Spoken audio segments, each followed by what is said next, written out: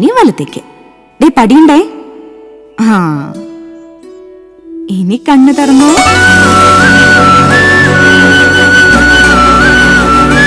എഴുതും.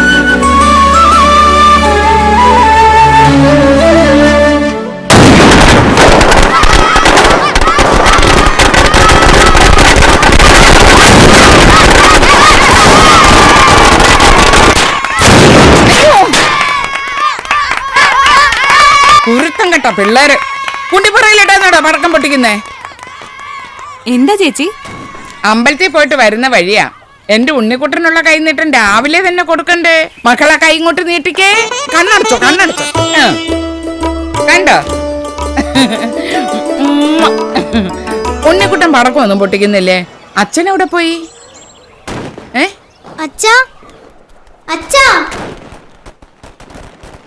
ഇന്നലെ വരുമെന്നും പറഞ്ഞ് പോയതല്ലേ, വന്നില്ലേ? ഇല്ല ചേച്ചി. അല്ല, ഞാൻ അറിയാൻ വയ്യാഞ്ഞിട്ട് ചോദിക്കുക. ഈ മോഹനം കുഞ്ഞിന് എന്തിന്റെ സൂക്കേടാ? നല്ലൊരു ദിവസമായിട്ട് വീട്ടിലിരിക്കാത്ത ചുമ്മാ. വിഷുവിന് പടക്കം വാങ്ങിച്ചിട്ട് വരാന്ന് പറഞ്ഞ അച്ഛനാ.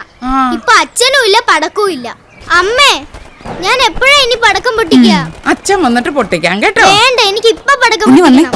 കുളിക്കണ്ടേ? വേണ്ട, കുളിക്കണ്ട, എനിക്ക് ഇപ്പൊ പടക്കം പൊട്ടിക്കണം. അമ്മ പുതിയ ഉടുപ്പൊക്കെ വാങ്ങി വെച്ചിട്ടുണ്ട്. കുളിച്ചിട്ട് അതൊക്കെ ഇട്ട് നമുക്ക് അമ്പലത്തിൽ പോണ്ടേ? വേണ്ട, ഞാൻ വരുന്നില്ല, എനിക്ക് ഇപ്പൊ പടക്കം പൊട്ടിക്കണം. അയ്യോ, ഉണ്ണിക്കുട്ടൻ കരയുന്നോ? ആൺകുട്ടികൾ കരയുന്ന നാണക്കേടല്ലയോ? അല്ലെങ്കിൽ തന്നെ ഈ പടക്കമൊക്കെ എന്തിനു കൊള്ളാം? വെറുതെ പൊട്ടിച്ച് കളയാനല്ലാതെ. ഇപ്പൊ പടക്കം പൊട്ടിക്കണം. ഉണ്ണി വെറുതെ വാശി പിടിക്കല്ലേ? വേണ്ട, എനിക്ക് ഇപ്പൊ പടക്കം പൊട്ടിക്കണം. പൊട്ടിക്കാം പൊട്ടിക്കാം പൊട്ടിക്കാം. കത്തിരി പുത്തിരി മുന്തിരിച്ചപ്പോ കമ്പിത്തിരി മത്താപ്പോ കത്തിരി പുത്തിരി.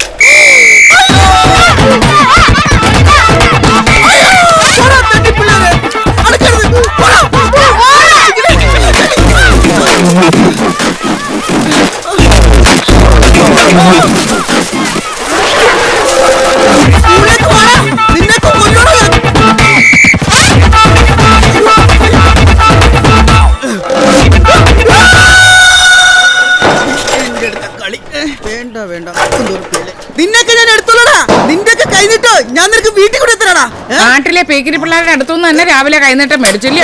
മേടിക്കാൻ വേണ്ടിയല്ല, തരാൻ വേണ്ടി വന്നാ. എനിക്ക് പ്രധാനപ്പെട്ട ഒരു സംഗതി കൈമാറാനുണ്ട്.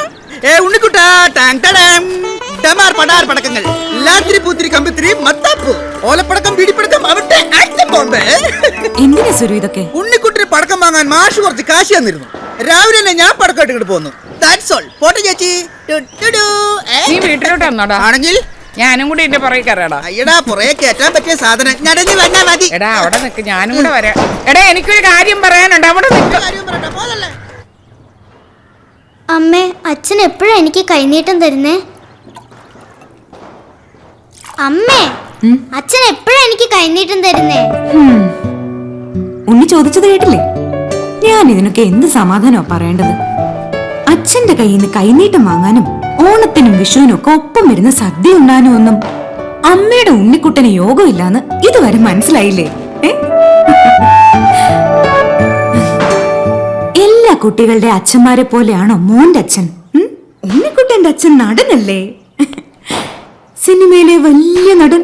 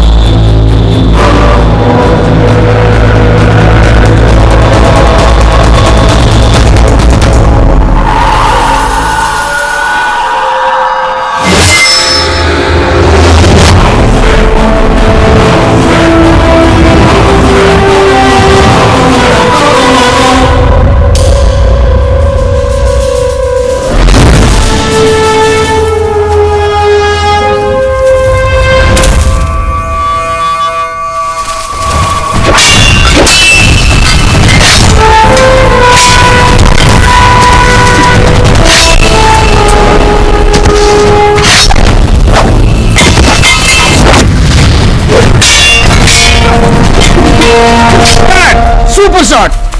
Okay.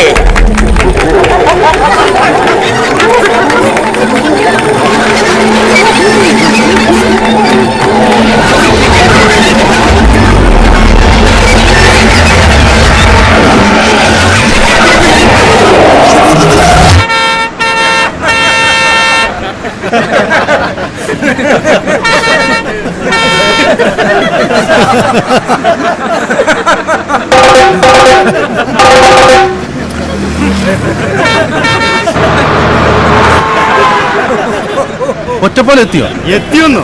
ഒറ്റപ്പാലം കഴിഞ്ഞിട്ട് 2 സ്റ്റോപ്പായി. ഞാനിവിടെ ഇറങ്ങിക്കോളാം.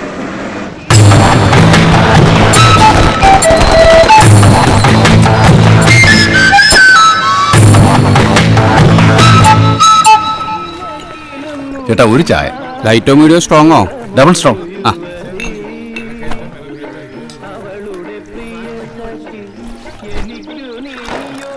ചായ എന്ന് പറഞ്ഞാൽ അത് കടുപ്പത്തിൽ തന്നെ ആവണം, അല്ലെങ്കിൽ ഒരു ഉഷാറാവില്ല അല്ലേ?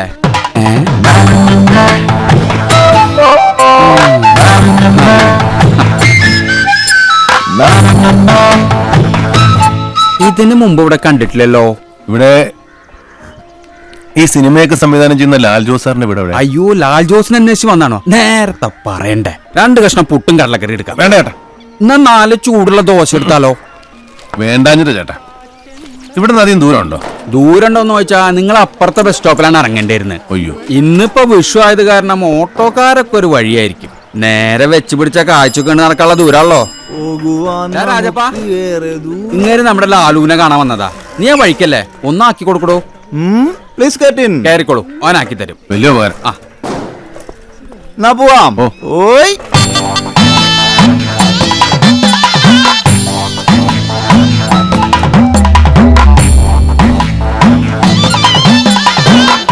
ഈ സിനിമയിലെ കാണുന്ന വരിക്കാശ്ശേരിമൻ ഇവിടെ അടുത്താണോ?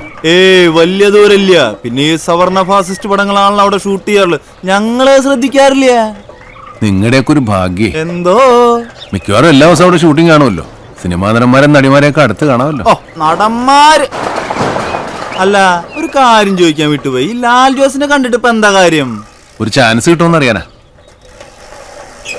ഇറങ്ങ. എന്തു ചേട്ടാ? അതാ വീട്, കേറി ചെല്ല്.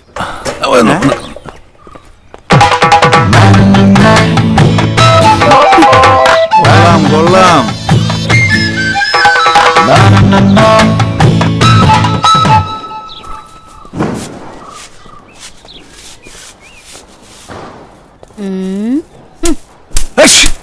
ആരാ?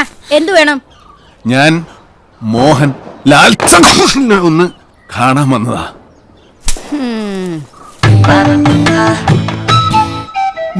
സാറേ, സാറിനെ കാണാൻ ഒരു മോഹൻലാൽ വന്നിരിക്കുന്നു. മോഹൻലാലോ?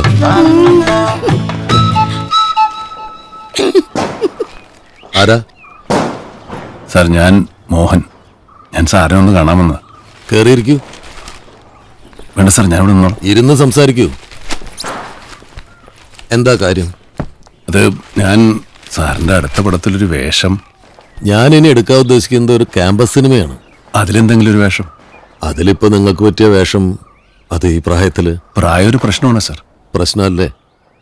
40ാമത്തെ വയസ്സിലല്ലേ സാർ സത്യൻ മാസ്റ്റർ ആത്മസഖിയിൽ അഭിനയിക്കാൻ വരുന്നത്. പിന്നെ ജയൻ.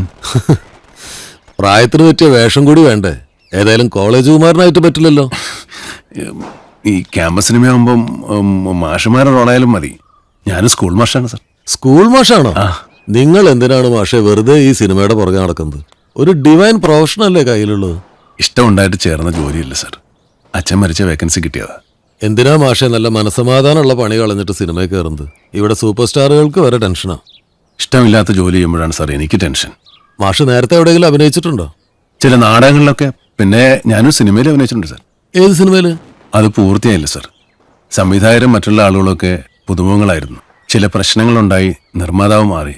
പിന്നെ അതങ്ങ് മുടങ്ങിപ്പോയി. എന്റെ സിനിമയുടെ സ്ക്രിപ്റ്റിംഗ് നടക്കുന്നേ ഉള്ളൂ.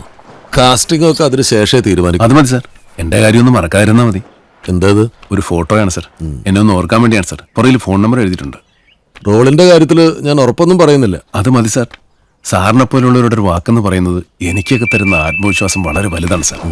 ഞാൻ ഇടയ്ക്ക് ബന്ധപ്പെട്ടോളാം. ആവശ്യമുണ്ടെങ്കിൽ ഞാൻ ബന്ധപ്പെട്ടോളാം. ആ, മനസ്സിലായി. സാറേ, ആ ഫോട്ടോ ഒരു പനി പിടിച്ച സമയത്ത് എടുത്തതാ. വേറൊരു ഫോട്ടോ ഇത് മതിയോ? ഹലോ? ഇല്ല, ഏതായാലും ഈ സിനിമയിൽ സാധ്യതയില്ല.